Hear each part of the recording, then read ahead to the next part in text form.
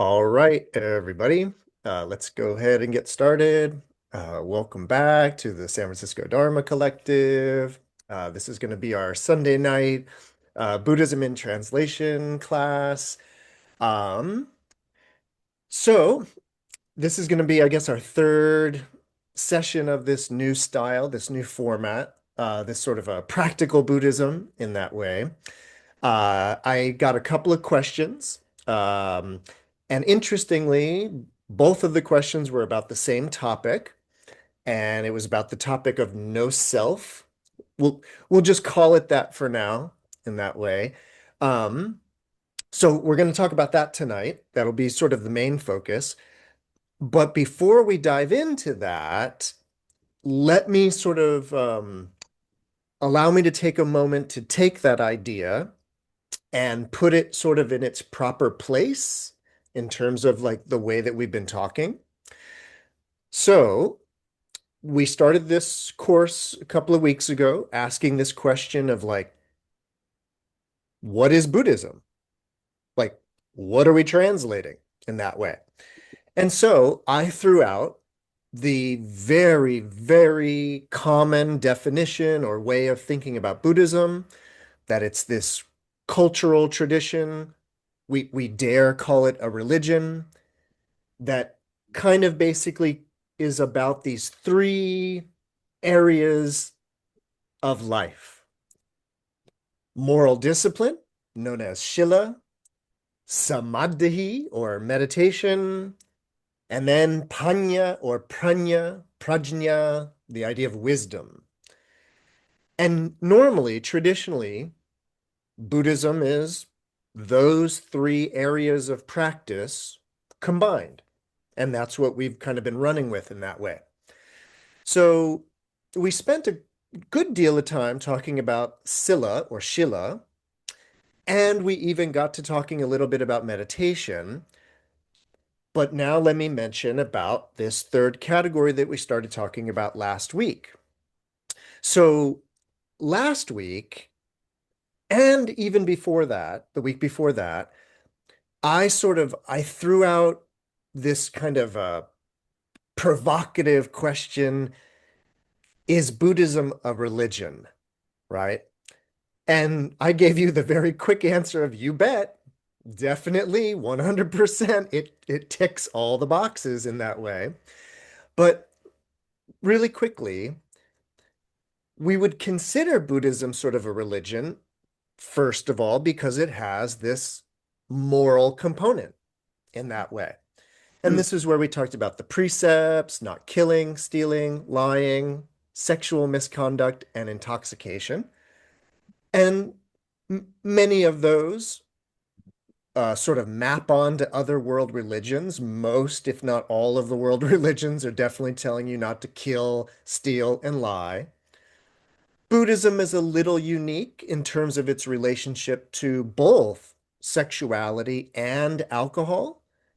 As we know, many of the world's religions, I wouldn't say they encourage alcohol, but as we know, one of them even uses it in its ritual, right? So Buddhism is sort of a little unique to have this kind of particular attitude around alcohol and sexuality. So it's a religion, but that's one of the things that makes it what it is its relationship to those things. Now, last week I did throw out there really quickly that Buddhism is also a very unique religion because it has this whole meditation component, right? And I know that, other teachers, people often kind of compare meditation to prayer, like in other religions. But as you know, Hmm. Buddhist meditation in particular is its own science. It's a science of the mind, it's a science of emotional regulation. It's a science of all kinds of things. And so Buddhism's a really interesting religion for having this sort of meditation component as an important element, Hmm. right? So now we have those two going on, and then we come over to Prajñā, the wisdom. And tonight, we're going to be kind of probably be focusing primarily on this category, but I really want everybody to, especially everybody that's in the class tonight, be sure if I don't do it, be sure to um, have me talk about how this applies to Sīla and Samādhi. So we're going to drift into this conversation Mm. about Anatta or Anatman, but I want to make sure that we apply this to the other areas. So if I drift off too far, somebody reel me in that way. Okay, so this last category of wisdom, what I would suggest, and this is what I was thinking all week. I was thinking, how are we gonna how are we gonna get into this subject tonight? Because it's a very tricky subject. So the first thing that I want to do, even before we start talking about no self, this category of prajñā, this category, it's very much sort of it's related, it's very related to the idea of truth. Like, what is true?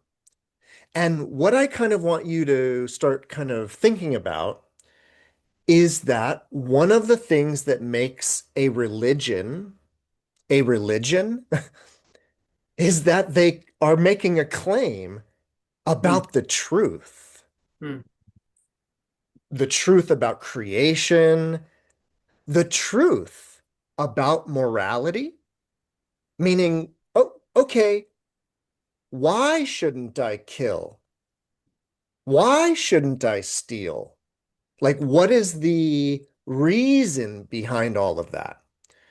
So I want us to kind of get into this way of thinking that it's like, oh yeah, that's interesting that one of the things that makes religions religion is that they are making claims about what is true.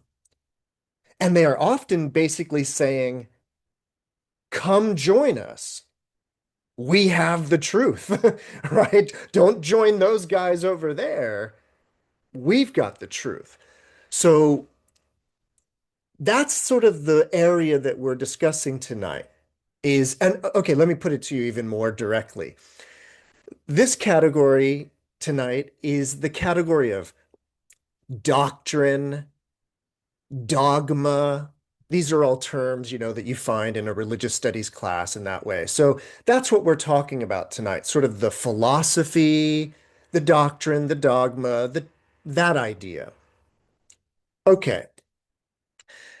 Now, last week I mentioned that in some schools of Buddhism, the category of Panya or Prajñā, this idea of wisdom, I mentioned that in some schools of Buddhism, that area of wisdom is sort of defined by understanding something known as the three marks or the three lakshana, the three characteristics of reality. Suffering, impermanence, and no self. It's what we talked about last week. I will talk about them again in a moment, but first I need to make something super, super clear. So, especially in these Sunday night classes, I want us to all be very, very aware that Buddhism, of course, is a very old tradition, right? It goes back to probably around 500 BC or so. So 2,500 years old at least, kind of a thing. And in that time, as you know, or as I presume you know, Buddhism has splintered off into many different sects, many different schools, many different traditions. And that's a complicated world, meaning, there's all these varieties of Buddhism. Normally, traditionally, in order to make sense of all of these kinds of Buddhisms, we usually use, or within the world of Buddhism, we use a framework that is usually referred to as the three turnings of the Dharma wheel. And this is an idea, and if you haven't heard this, there's an idea in Buddhism. It's called turning the Dharma wheel. It's a complicated idea, but it's sort of an idea about sort of delivering the message of Buddhism. And a tradition, not the only tradition, but a tradition is that the Buddha delivered the teachings of Buddhism in three dispensations, they would be called, in like three periods of teaching. An early period, a kind of middle period, and a late period. Now, in the modern world, those three turnings of the Dharma wheel sort of map on to this one tradition known as Theravada, this kind of, it's a pretty austere, ascetic-oriented type of Buddhism, a monastic-centered kind of Buddhism. It's practiced mainly in Southeast Asia, Thailand, Burma, Myanmar, I mean, down Sri Lanka, down that way. And that particular type of Buddhism that's still practiced today is very much a kind of a relic of an old, dare I say, original kind of Buddhism. The teachings about the three marks of existence that we talked about last week, that is the particular teaching of the Theravada school, of that early type of Buddhism that's much more sort of monastic centered in that way. All right. And by the way, that particular school of Buddhism, the Theravada school, is sort of known for having a slightly more pessimistic attitude towards the world, in particular regarding that first characteristic we talked about, the characteristic of suffering. This idea that what is true, what's true about the world, it causes suffering. That would be one of the doctrines, one of the teachings of early Buddhism. What is also true? Everything's impermanent. What else is true is this teaching of no self that we're going to talk about all night. So just hold off on that for another moment. Now, if you're familiar with Buddhism, like maybe you're familiar with Zen Buddhism, maybe you're familiar with like kind of, what might be called Pure Land Buddhism, a kind of uh, East Asian type of Buddhism where you have like a Buddha statue and Buddha images. And if you're familiar with that kind of Buddhism, that's more of the Mahayana, mainstream, middle period type of Buddhism. It's the second turning of the Dharma wheel. It's the Bodhisattva path. Again, mainstream, second turning Buddhism is Mahayana Buddhism, is Bodhisattva path Buddhism. In that school of Buddhism, and we will talk about this a little bit tonight, there's a different doctrine. In some instances, it's a very different doctrine. In some instances, it's just slightly different. But that whole teaching, the prajñā, the wisdom of mainstream Mahayana Buddhism is the wisdom of emptiness in particular. That teaching of emptiness sort of supplants that teaching of impermanence and suffering, and even to a certain degree, the teaching of no self. But again, I'm going to talk about that. And then finally, there is the third turning of the Dharma wheel. This is normally what's called Vajrayana Buddhism. It's the type of Buddhism today that's practiced in Tibet. So Tibetan style Buddhism is Vajrayana style, which is considered very kind of advanced, fully developed Buddhism. And they have an even different idea of prajñā, or the wisdom or the doctrine in that way. Okay, I needed to mention all of that because tonight we're probably going to bounce around a little bit. So we're going to start by talking about this idea of no self in the oldest, most original way that the Buddha taught it. But then we're going to get into more contemporary ideas about it, in particular, more Mahayana ideas about it. So,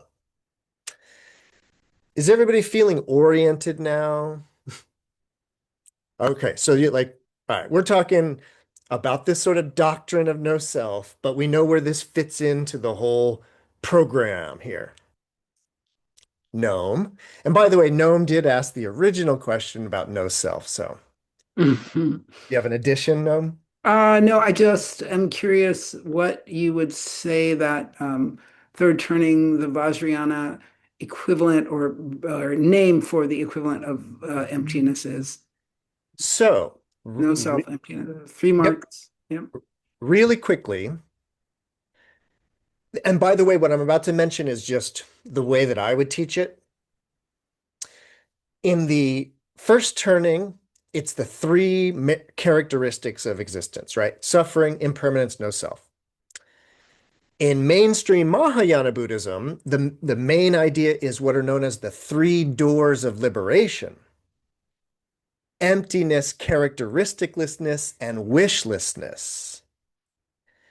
Then in the Vajrayana, this idea is probably best summarized by what is known as the three natures.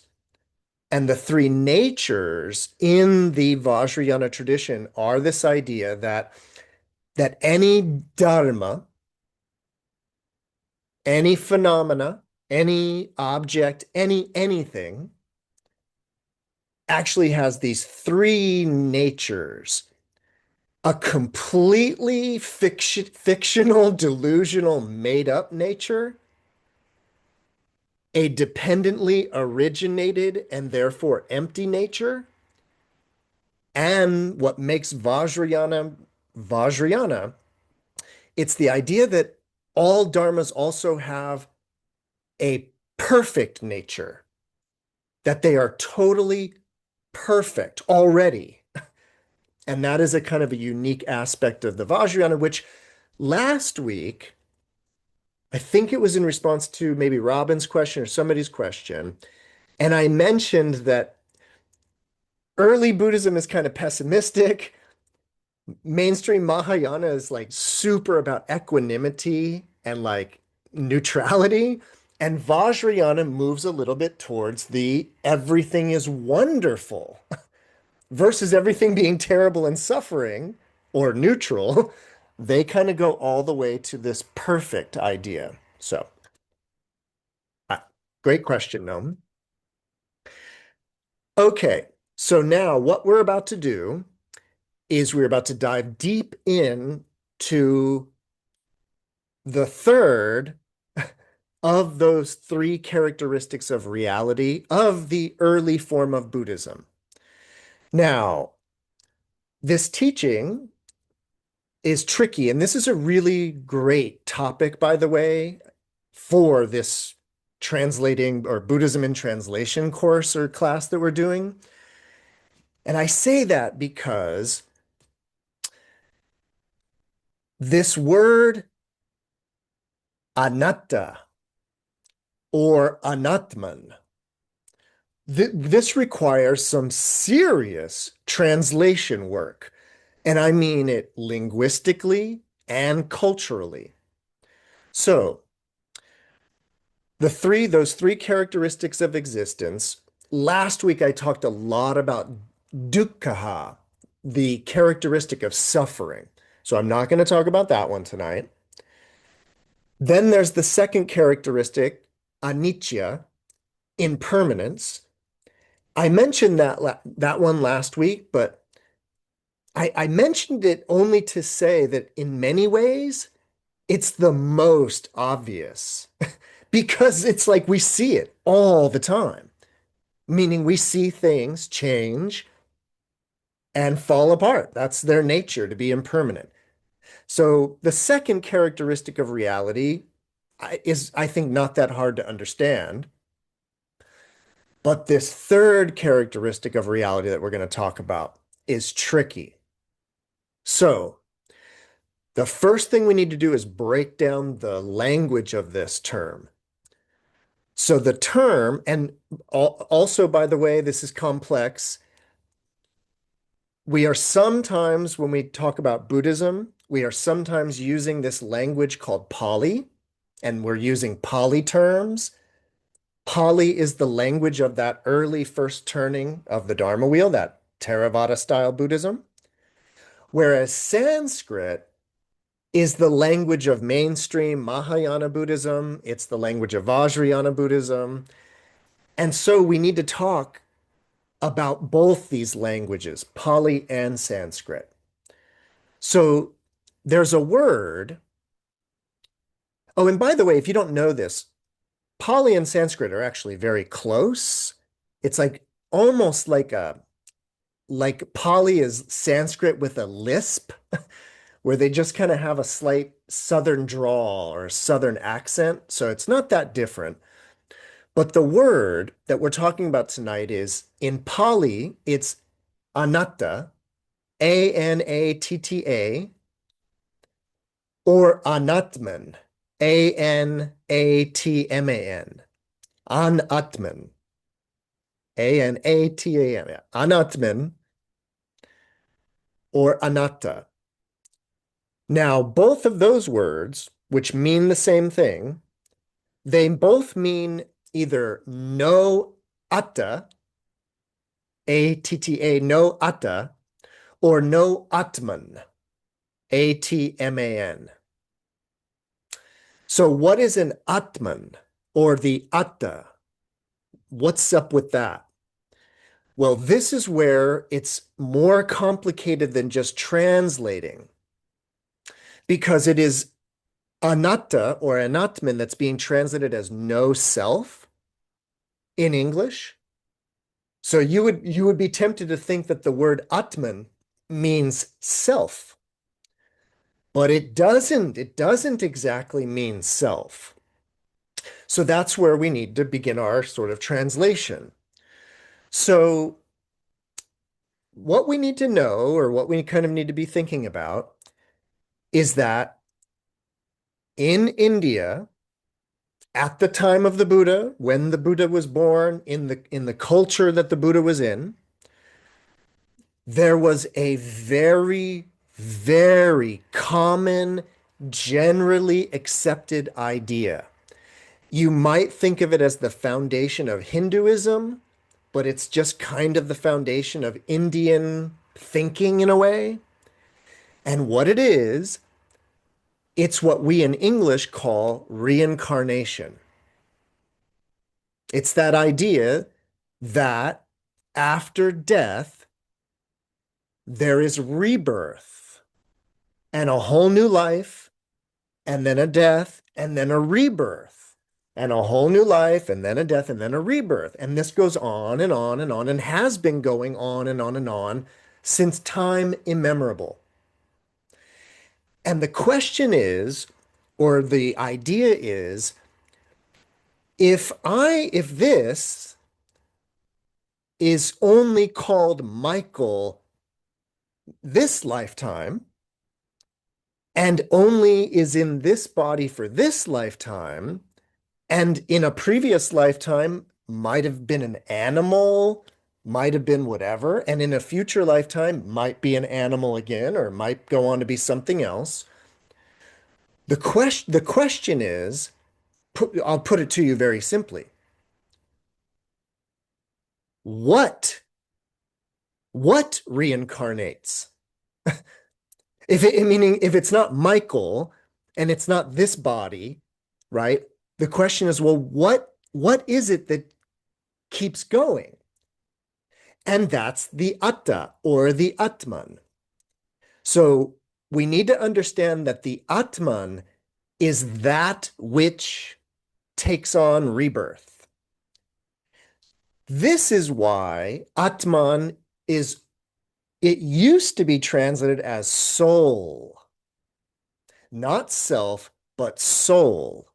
And soul might be closer than self.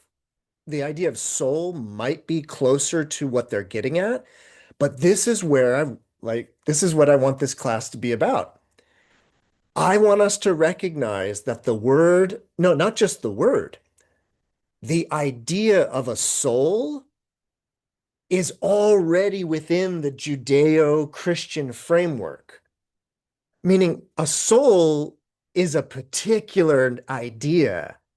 And, souls are the, provenance of God. Souls go to heaven or hell. So there's this whole Western European discourse about souls. But souls are not Atma, if you see what I'm getting at. Meaning something reincarnating is very different than a soul going up to heaven or going to hell or something like that. My point is, in the Judeo-Christian Islamic worldview, all of this is linear. So the soul, yeah, the soul is on a journey, but in the Judeo-Western Christian tradition, the soul only gets one shot at being human, and then you're either going to heaven or hell forever. That's not an Atma. That's not what they're doing in India. So it probably isn't wise or skillful to translate Atman as soul. Okay. And it's probably one of the reasons why it fell out of fashion. And you don't really see that language anymore. What you do see, though, is that anatta or anatman means either no self, or if people want to be careful, they translate it as non-self. I don't know how that saves us much, but the idea is that non-self is somehow better than no self. We're going to complicate all of that tonight, but I just want you to kind of already recognize that whether we're translating it as soul or self, either way, it puts us in a kind of a different intellectual environment, if that makes sense. Okay, but now hear this one. So let's say you're a English speaking, Western educated, scientific materialist. So let's just say that you're the kind of person that thinks that there's a living organism, but as soon as the life force, as soon as, there's death, there's just no more self. There's just no more you, period. That's a drishti, that's a view, right? But what I want us to think about is if somebody was a scientific materialism, as I just described it, they might say, huh, I don't believe in reincarnation. I don't believe in an Atman. So am I a Buddha? Am I enlightened? Because I don't believe in an Atman, right? And that's where it's not so easy because the teaching of anatta or anatman, it's not just about denying the existence of the Atman and then being like, oh, then I'm wise, right? And that's why we need to translate that idea of anatman or anatta. We need to translate it into 21st century thinking in that way. And that's why it makes a lot of sense to translate it as no self or non-self because it is this particular idea of self and selfhood that is being sort of denied by this, by this teaching of anatta or anatman. So that's a kind of a bunch of preliminary remarks around the pitfalls and the dangers of translating this idea as no self. All right. So from this point on, I'm going to be using the phrase no self or non-self, but you've been warned, right, that it is not a very good translation in that way. Okay. Pausing for, and I'm just getting started on this whole no self thing, but any questions, comments, or ideas before we march on? Okay. So now let's dive into maybe, what maybe was the Buddha talking about when he taught all of his students this particular characteristic of reality, this lakshana of anatta or no self. All right, real quick, sorry. Before we do that, one last etymological, I have to throw this in there. So I was curious because it always happens. I was curious to figure out where does the Sanskrit word atma or atman, where does it find its way into the English language?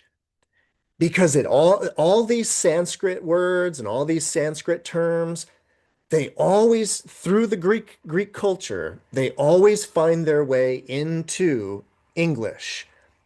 And so I went looking for Atma, Atman, and I found it. And you will be fascinated to know where the term Atma pops up in English. So, in order to understand this, you have to get into. So, first of all, there's actually a bit of debate about what the word atta or atma means even in Sanskrit and or Pali. But the leading one of the main theories, and this theory lines up with what I'm about to tell you, which is why I'm on board with it. The main theory is that the term Atma is related to the idea of the breath, but kind of like the idea of gas or steam. Like you can think of when you can see your breath in the cold, that is kind of an Atma vibe. So it has this sort of a gas, steam etymology to it. All right. And that's in Sanskrit, and that has to do with the breath in that way as a sign of life, all that whole vibe, right? So that idea of Atma meaning a gas or a steam in that way, it is that meaning of Atma that makes its way into the English language, not this crazy Buddhist Hindu idea of the soul reincarnating, not that idea, but just the idea of the essence of life type of an idea. So Atma becomes Atmos, as in atmosphere. So the atmosphere, like the gas sphere of the air that you breathe, which is basically where the word atmosphere is coming from, is the Atman. It's the Atman sphere. So, yay, I thought everybody would like that. So, all right. And of course, with all etymology is taken with a grain of salt in that way. But yeah, okay. Now we're on to the Dharma. Now the etymology hour is over. All right. Okay. So there's a bunch. I have a list here. I have a long list here of five, six, seven different ways to come at this idea of no self. So the thing about it is, it's one of those ideas that's actually super simple. It's actually super basic, but it's an idea that's actually so intimate to us. It's so close to us in that way that it's so hard to understand. So the thing about it is that there's a way in which this language of no self, it's a little misleading, like to even call it that. And for the reasons I already mentioned, but it's a little misleading too, because it's a very, very particular idea of self that is being denied here.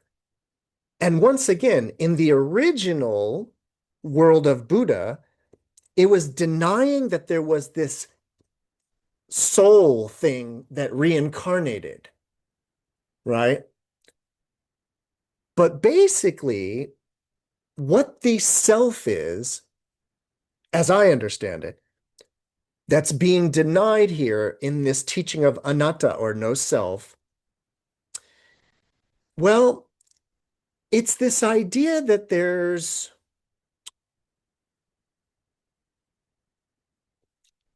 okay, I'll do it this way. It begins with this question. Do you have hands or are you hands? That's where it starts. And what we are doing right now is we are looking for this self. All right, so that's where I kind of wanted to I wanted to start with like, let's not negate it just yet. Let's go looking for it. Let's go see if we can find it anywhere. And the place I always like to start is by asking this question of, do you have hands or are you hands? Now, if you say you have hands, then my next question is going to be, what has hands? Like, what is it that possesses a pair of hands? And I would presume that it's the same thing that has a heart and has lungs and has a body and has a mind. So what is it that has those things? In other words, what is it that is not those things, but has those things? You probably are identifying that there's a problem here, right? There is a serious metaphysical, ontological problem here, which is what has hands. And you don't get to say me, because that's what we're looking for. We're trying to locate that. So you don't get to be like, well, I do. So if we go down this road of what has hands, what has a body, what has a mind, what is even being spoken about? Even going down that road, you might already be like, whoa, whoa, whoa, whoa, whoa, let's back up. Maybe I just am hands, right? Maybe that was a false way of thinking, meaning that there's like somebody that has hands. Maybe I just am hands. Now, if you say that, well, then I'm going to say, so if I cut off the hands, you're done then? You don't exist anymore, right? Because you just told me that you were hands and I just lopped off the hands, so you must not exist anymore, right? And you would probably say, well, no, no, no, no, no. I'm still me. I just don't have any hands anymore. And now we're back to option A, which is that you have hands, not you are hands. So are you starting to see the problem here, which is we use this idea of self all the time as if we know what it is. Well, that seems to be where the Buddha seems to have kind of woken up and realized, oh, there just isn't that self either way. Okay, so we've done the do you have hands or are you hands? Moving on to example number 2. So the example number 2 that I use to try to explain this teaching of Anatman, I use this example. And what it is that we have this idea. And it's the idea that I, me, the self, it's the idea that I used to be a baby. That's the self that we are talking about, that idea. And we have this idea that there was a time when I was a baby and I was in my little baby crib, right? And then, my parents came in and like I had my little mobile. And then I, the self, was a little kid and went to elementary school for the first time.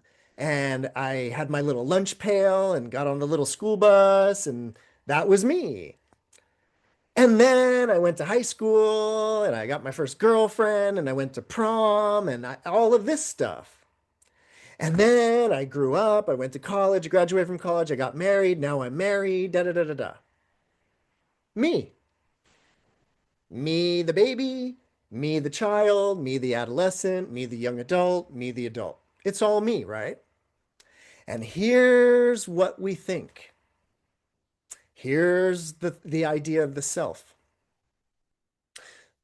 The way that we think is that even though there was a baby, this tiny little baby, and this little kid, we have this idea that I was sort of like behind the eyes and between the ears of the baby. In other words, it's the idea that I was the experiencer of all of that baby stuff.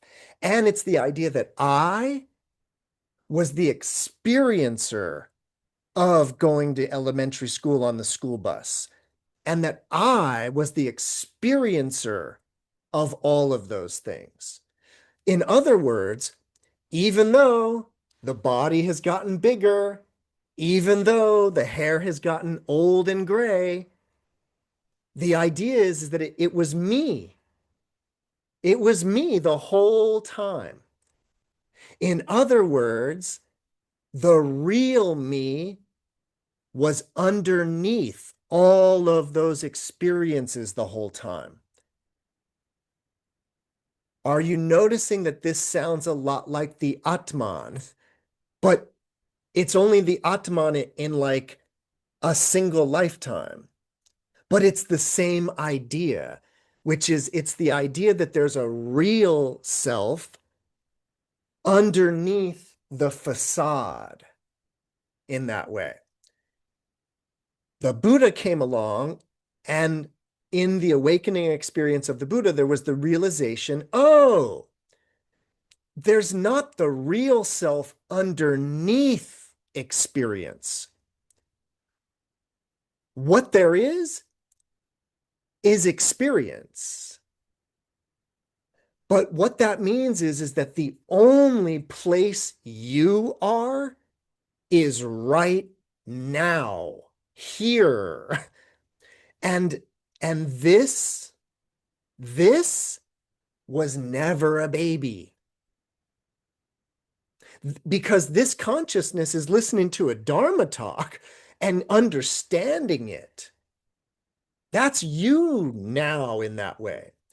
But this idea that there's a me, and this is where the thinking gets flawed. This is where the deep Buddhist insight kicks in. It's this double, it's a way of, it's not double think like or Orwellian double think, but it's literally this kind of dualistic, and I don't mean dualistic, but it's this two ways of thinking. And it's this way of thinking, which is that I, Michael, the self, I have undergone so much change in my life. But at the exact same time, I'm saying I have been there the whole time. And it's been me. In other words, an eternal, unchanging me that has gotten taller and older and all of that. Notice again that we are holding two ideas simultaneously, a self that's constantly changing and this delusional idea of a self that's permanent and real underneath it. Okay, so it's at this point that I need to give you the deeper Dharma teaching. So the Buddha, of course, did not just deny this idea of self. The way that I sort of often like to, uh, I guess, explain it or like pantomime, I kind of pantomime it in a way. But what it is that the Buddha, in in sort of taking away this delusion of individuality or selfhood, in taking that self away, the Buddha is giving this idea of what are known as the five aggregates or the five skandhas. Rather than thinking in terms of singular entity Michael, like just one thing here, everybody. You can call it Michael if you'd like, but it's just one thing here. Rather than the delusional, obviously not true notion of one thing, the Buddha took away that notion of selfhood and said rather it should be thought of as an aggregation, as a compounding of a coming together of five things, five dharmas, five skandhas, they're called, these five aggregates. And the five aggregates are number one, the physical body of form. Now, when the Buddhists use this language of form, we need to take them very kind of seriously. And what it is that when they're talking about a body of form, take, for example, the ears. They are talking about literally the way they are shaped, the form of them, the form of your eyes. Like they're round, right? They're curved. The form of the nose. And the reason why I'm emphasizing this is because the shape, the form of the body determines the sensations of the body, which is the second aggregate. So if you have giant ears, like elephant ears, everything's gonna be very kind of loud in that way, right? So the form is related to the sensation. But if you had like, a cauliflower ear from getting like, hit too much as a boxer, and you had these tiny little cauliflower ears, you might be like, wait, what? What? All the time. So you would have a bad sense of hearing from your shaped ears. Okay, so there's a body of form, number one. And then from this body of form, shaped, exactly like it's shaped right now, there's a whole myriad of sensations from the eyes, from the ears, from the nose, from the tongue, from the body, shooting from the brain. So you are that body of form having the sensations that are being had right now. Plus, there is this component part of perception. In other words, what is being perceived right now based upon the sensory organs of form. So that's form, sensation, and perception. The fourth aggregate is the trickiest, but it's actually I think it's the most interesting. So the fourth aggregate is about how all of this, the eyes, the ears, the nose, the tongue, the body, the brain, the sensing, the perceiving, it's all habitual. It's all conditioned, as they say, samskara. Now, that habituation, that again is the habits. It's the habits of the eyes, like blinking. It's the habits of the body, like breathing. But it's also the habits of the mind, the things that we think habitually. It's the things that we say habitually. What I mean by that is that when I go, hi, and you go, oh, hi, that is a habituated response. So that this is a particular body of form in a particular formation, sensing, perceiving, but all of that is being run through the filter of habit. And from the body of form and sensations and perception all being filtered through habit, there emerges at any given moment a state of consciousness, the fifth aggregate. So those are what a sentient subject are according to the early school of Buddhism. And by the way, I'm talking about bugs, mammals, animals, humans, you name it. If it has sensory organs, it is a body of form, sensing, perceiving, conditioned, and in a state of consciousness.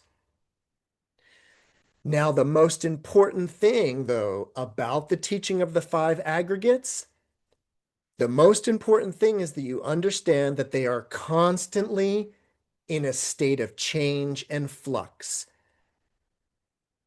The reason why I mentioned about the form of the body and the particular form giving rise to particular sensations,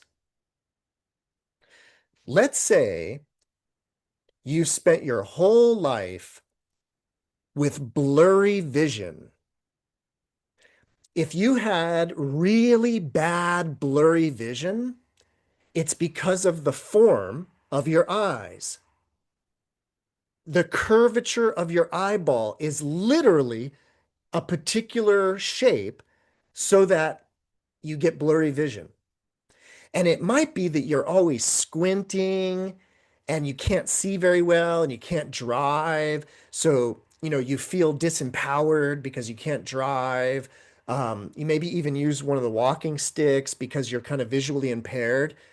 So your whole life, your sensations, your perception, everything is coming, or, not all of it, but a lot of it's coming from the form of your eyes. But then you could go get LASIX and you could literally change the shape or the form of your eyeballs. And then all of a sudden, you can see every leaf on every tree. You can drive, you can see for miles. It's going to change your entire reality because the form of the body has changed.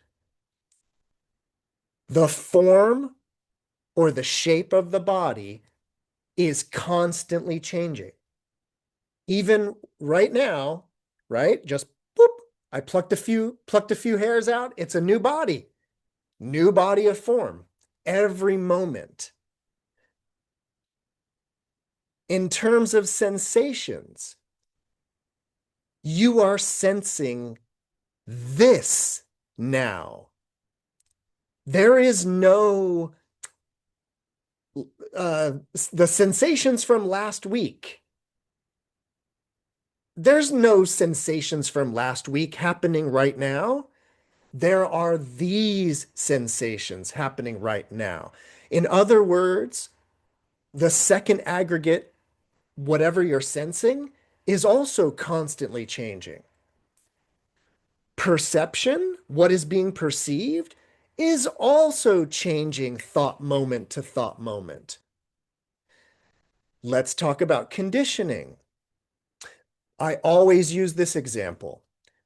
When I was little, I hated pickles.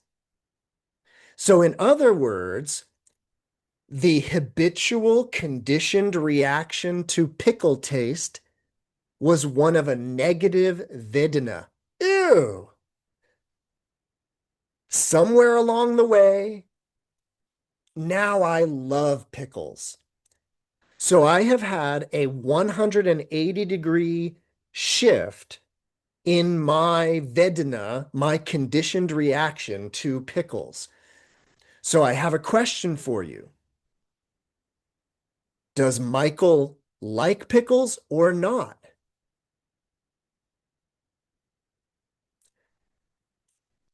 Maybe you're starting to see the problem with the idea of self in that way.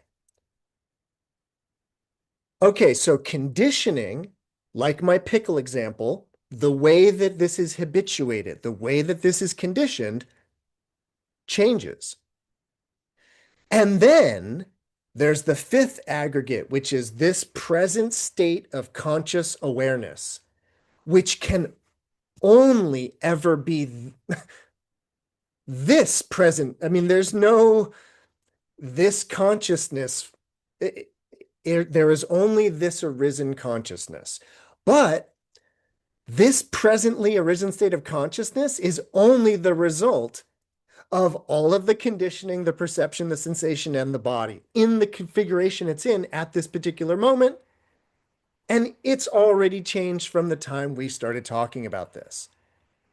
So, from an early Buddhist point of view, when the Buddha said, there's no self, there's the ever changing five aggregates. The ever changing five aggregates explain what's happening right now. They explain this experience right now. But you know what else they do? If you understand that all five of the aggregates are constantly changing, there is no place for a self. There's no where in the changing body of form, in the changing sensations, in the changing perception, in the changing habits, in the changing state of consciousness. So that is sort of the basic Buddhist teaching, early Buddhist teaching regarding this idea of no self or non-self. I still have a ways to go, but questions, comments, or ideas?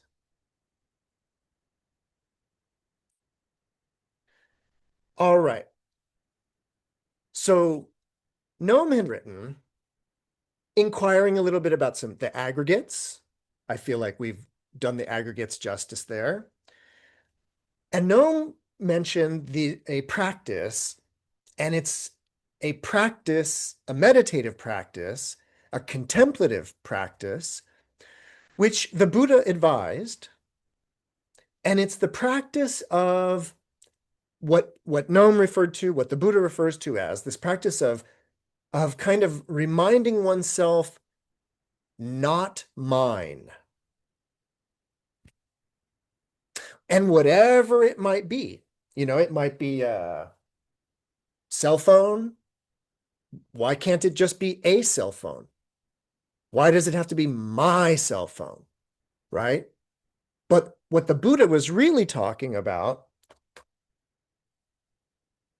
was looking at the hand and being like, not my hand, a hand in that way.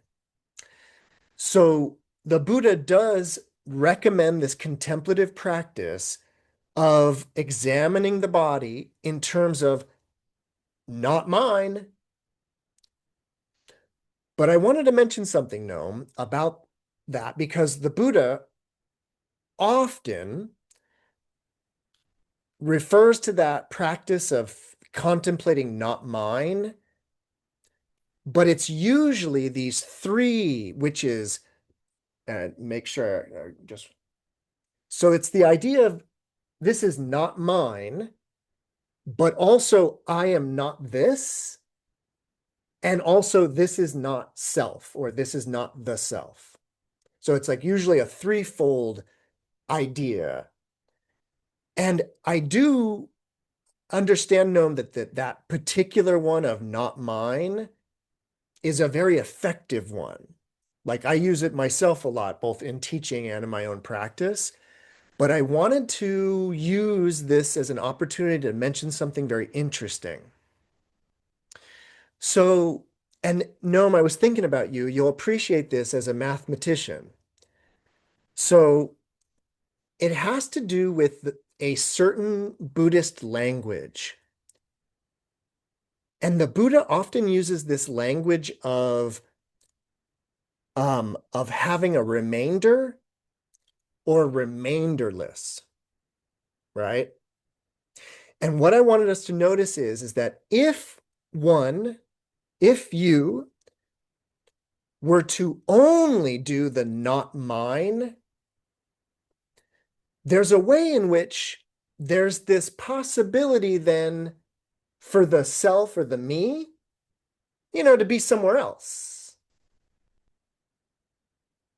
And there's a way in which all of these Buddhist contemplations of no self, they are often always couched in the language of the self is not form, but the self is also not form. And I know that when you hear that the self is not form, you're like, but aren't you saying then that the self is form then, if it's not form? And it's like, no, didn't you heard the first part, right? That the self is not the body of form. Oh, so it's over here. No, no, no, no, it's not form either. And that Buddhist way of doing it, Noam, it it gets to this idea of remainderlessness. And with this teaching of no self, we are really going for remainderlessness. It's such a delicate teaching that way. And I say that because of, all right, and I'm gonna have to start. Yeah, I want to start segueing because there was another amazing question. Robin sent me a question also about this teaching of no self, but as it pertains to like ideas of like morality and karma, karmic repercussions, and things like that, super important idea. So I want to get to that. All right. Before we do that, though, I just want to give you a couple of more things. So I'm going to give you one more analogy or upaya or whatever for understanding this teaching of no self or non-self.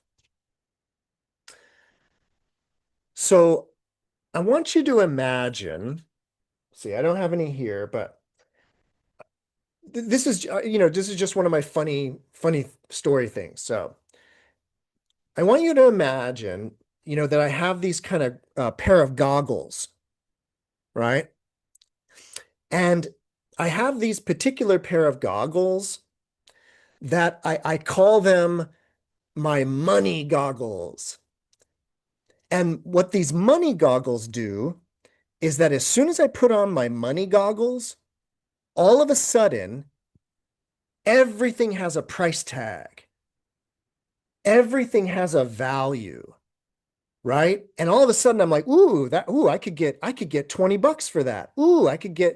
And then I'm even looking at people and labor and time in terms of money. So at that point, everything is money. But here's the funny thing about money and value.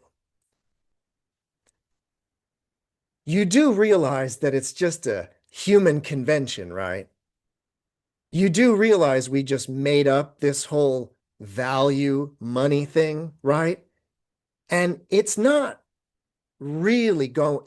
true.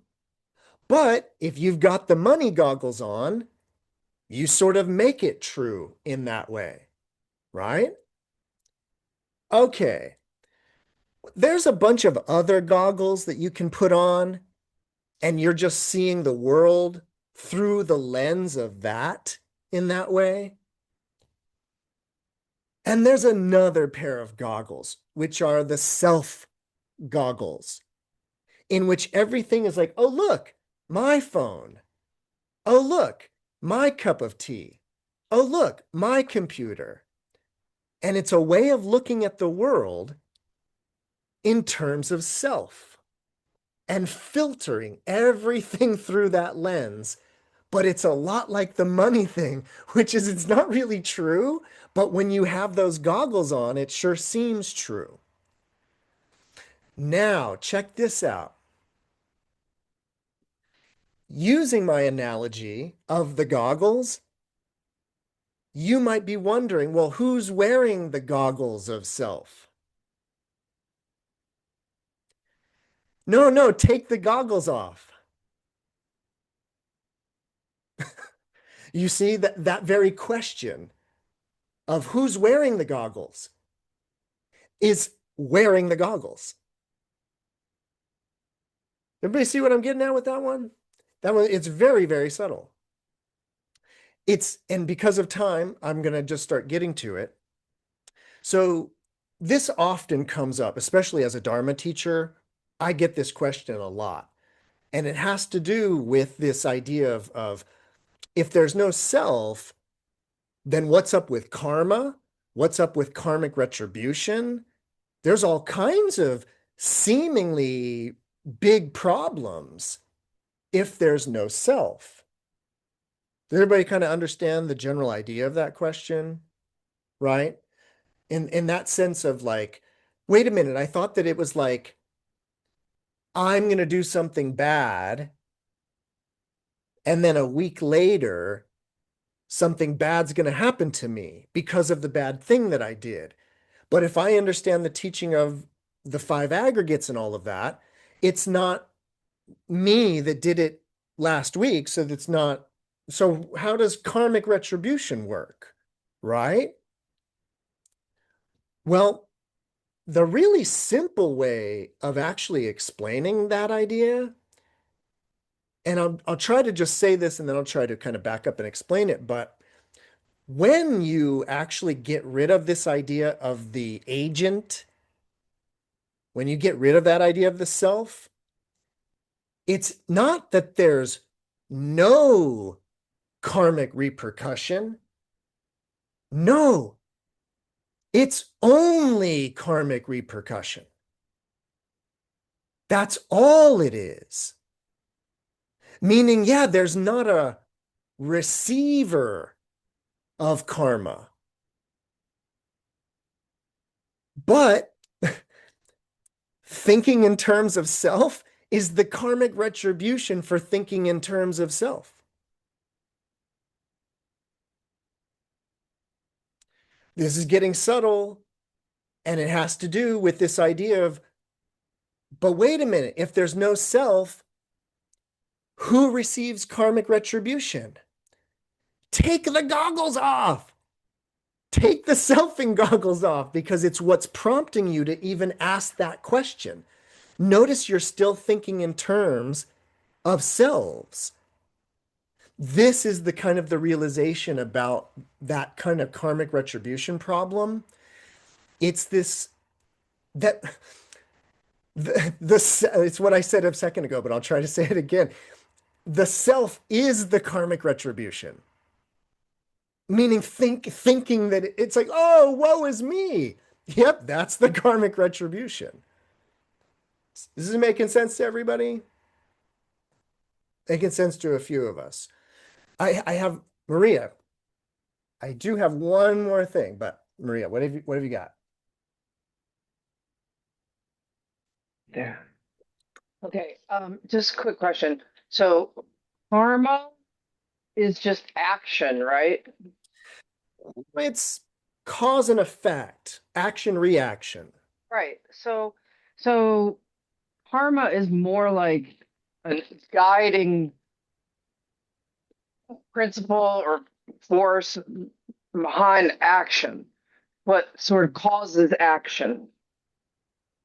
So if we take the self out of the equation, that makes it easier, I don't know, for me to, it's just things are just happening. Things are just happening, and the only place that things are happening is right now. That's the idea. Okay, all right. Nobody Thank loves it. Okay, I'm gonna give everybody I'm gonna give us one more way to think about no self. I've been throwing out a bunch of different ways. So here's one more way. It involves yet another little funny upaya, another little funny story. Some of you have probably heard this before, but try to hear it with fresh ears in that way. So here's my funny story. So my funny story involves a fictitious friend of mine. And this friend of mine, he unfortunately he suffers from these paranoid anxiety attacks. And every now and then he becomes convinced that they are coming to get him. And he calls me up and he says, Michael, they're coming to get me again. Where should I hide? So my question to you is, what should I tell him? So what I want you to notice is that my friend, when he's under this impression that they are coming, he wants to hide. And what I want you to notice is that him looking for somewhere to hide is perpetuating the delusion that they are coming. And so there's nowhere to hide. But it's not that there's nowhere to hide because they'll find him anywhere. No, there's just no he's going down the wrong street. Right? He needs to wake up and realize that they're not coming. So my funny upaya is I go to the Buddha and I say, Buddha, what do I got to do to get enlightened? And it's the same answer. That me thinking, what do I have to do to get enlightened is the exact thing that is keeping the enlightenment away. That idea of the me, what can I do? What could I attain? So now all of a sudden the practice is flipped. It's flipped around in that way because it's like, oh, there's actually nothing I can do. There is a misunderstanding. The Buddhists call it delusion, confusion, or ignorance, but there is just a deep misunderstanding about the nature of the self that you think you were a baby. And because you think you were a baby, you also think you will be a corpse. And that has you running around searching for a place to hide. That misunderstanding about birth and death. And it's the beauty of this teaching of the five aggregates, that where when you understand, oh no, I'm this, and this was never born and never dies. Right? Because this is this. This is this in that way. So, all right, so that's my funny way of thinking about the self as that kind of fictitious people coming to get me in that way. And by the way, that self that I'm talking about, that's a delusion or a confusion. I'm specifically talking about that idea of the real me underneath experience. If you are kind of, if you, oh, by the way, I didn't mention this. If you were to grok, if you were to totally get that idea of the aggregates and this ever evolving, ever changing configuration of aggregates, that idea of being sort of at the just the this in that way, that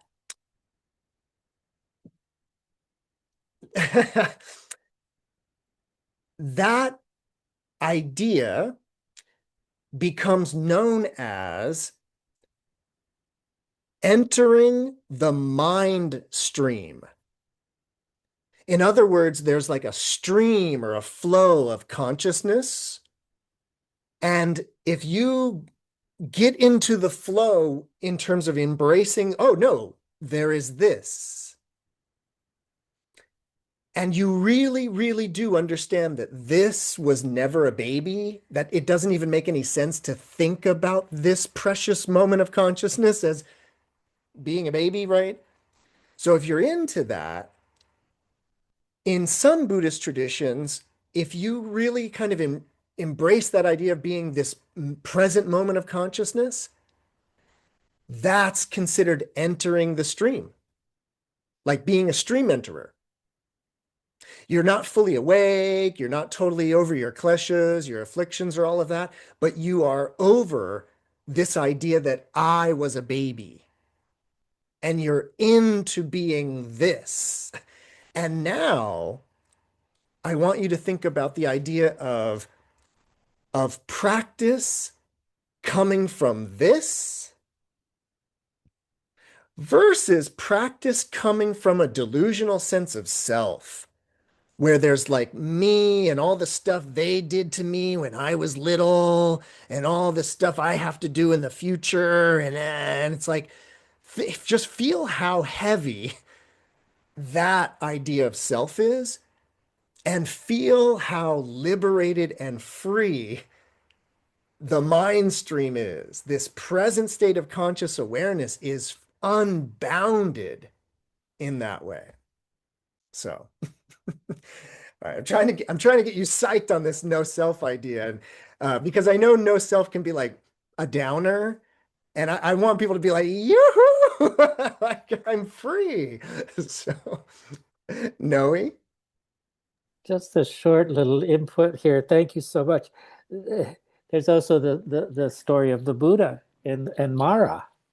And Mara rushing the Buddha, 10,000 arrows, and the Buddha, the mudra, and they turn to flower petals, and his daughter is all sensual and stuff, and he gives the mudra of giving, of compassion, and then when Mara runs to him in his face saying, "Who are you to challenge me in this world?" And the Buddha didn't answer. He just touched the earth. This is it. Thank you. Excellent. So lovely. Any other questions, comments, or ideas about this? So I'm going to hold myself to my, oh, Scott, please.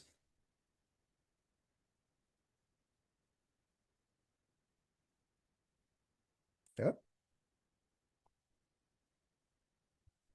Oh, so sorry about that. Thank you, Oh, Mike. no. Yeah. I wanted to say good job. You got me quite psyched on the idea of no self. Thank you. It was, yes. Yay. Awesome. Then awesome. Thank you.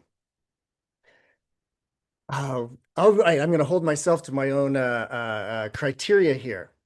So, super quickly, their last few minutes, how does this teaching of no self relate to Sīla, relate to our morality? Well, if you start to examine it, what you will notice is, let's take something like stealing.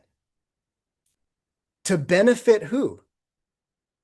Notice that the very idea of stealing is based on there being somebody there that would benefit from that.